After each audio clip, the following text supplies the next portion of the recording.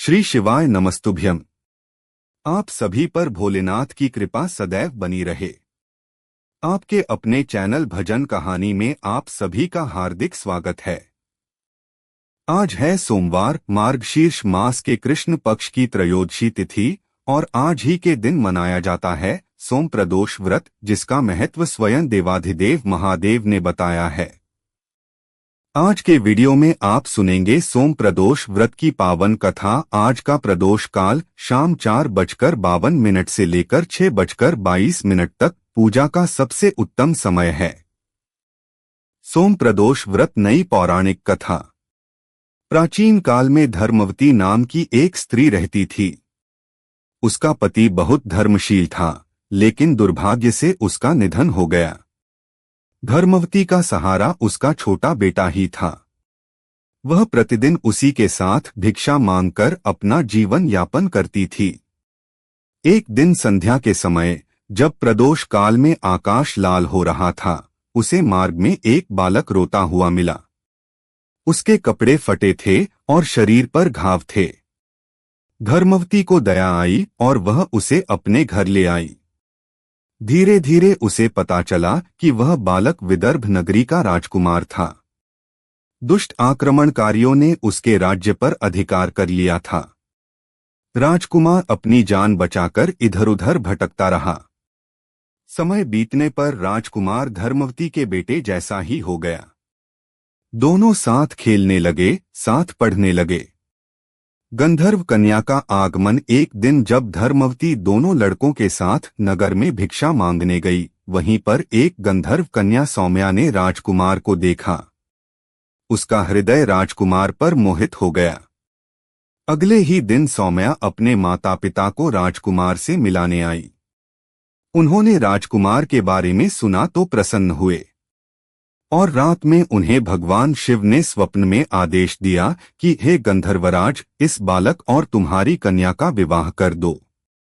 यह महान, तेजस्वी और भाग्यवान है। और समय आने पर विवाह धूमधाम से संपन्न हुआ।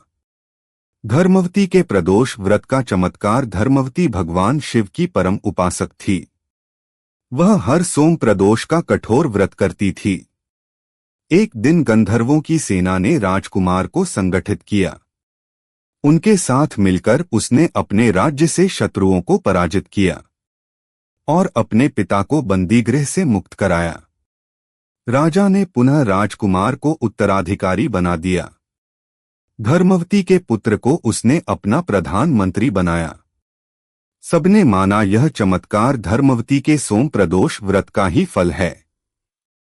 जिस तरह शिव ने राजकुमार का जीवन सुधारा, वैसे ही वे हर भक्त के जीवन में सुख और समृद्धि लाते हैं। नंदी उत्पत्ति की दिव्य कथा। नई पुनर्कथा। एक बार शिलात नामक मुनि ने अनजन्मा और अमर पुत्र की इच्छा से घोर तप किया। उनके तप से प्रसन्न होकर भगवान शिव प्रकट हुए। मुनि ने प्रार्थना की, भगवान, ऐसा पुत्र दीजिए जो आपके समान तेजस्वी और अमर हो। शिव मुस्कराए और बोले, ऋषिवर, मैं ही तुम्हारे पुत्र रूप में जन्म लूंगा। मेरा यह रूप नंदी कहलाएगा। समय आने पर यज्ञ के दौरान मुनि के पसीने की एक बूंद से एक तेजस्वी बालक उत्पन्न हुआ। यह वही नंदी थे। उन्होंने शिव की कठोर तपस्या की और माता पिता को दुखी देखकर मृत्यु को जीतने का संकल्प लिया। शिवजी प्रसन्न हुए और नंदी को अमरता का वरदान मिला। वत्स, तुम मेरे गणों के अधिपति बनोगे और मेरी हर प्रतिमा के आगे सदा उपस्थित रहोगे। इसलिए मंदिरों में शिवलिंग के ठीक सामने नंदी अवश्य स्थापित रहते हैं।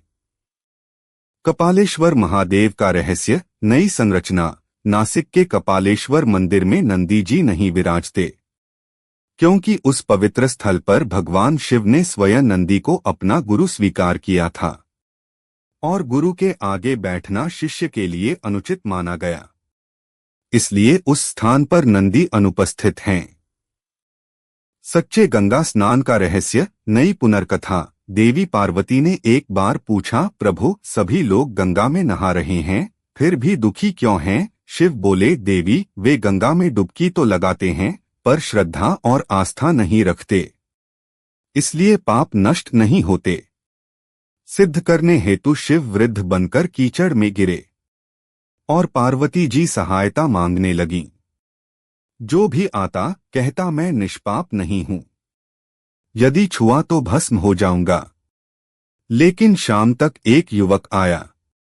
वह बोला, माता मैं अभी गंगा स्नान करके आया हूं, मेरा अंतःकरण शुद्ध है, मैं इस वृद्ध को अवश्य बचाऊंगा। और उसने शिव को बाहर निकाल दिया। शिव पार्वती ने उसे दर्शन देकर कहा, तुमने ही सच्चे मन से गंगा स्नान किया है। इस दृष्टांत के अनुसार जो लोग बिना श्रद्धा और विश्वास के केवल दंभ के लिए, केवल पाखंड के लिए गंगा जी में स्नान करते हैं, उन्हें वास्तविक फल नहीं मिलता। लेकिन इसका यह मतलब नहीं कि गंगा स्नान व्यर्थ जाता है। गंगा स्नान का बहुत पुण्य भी है। गंगा स्नान करने से सभी पापों से तो मुक्ति मिलती ही है, साथ ही मोक्ष की भी प्राप्ति होती है। ऐसा हमारे धार्मिक पुराणों में वर्णन है। अगर आपको यह कथा अच्छी लगी हो तो लाइक, सब्सक्राइब और शेयर जरूर कीजिएगा। मिलते हैं हम आपसे अगली वीडियो में, तब तक के लिए जय श्री राधे कृष्ण। धन्यवाद।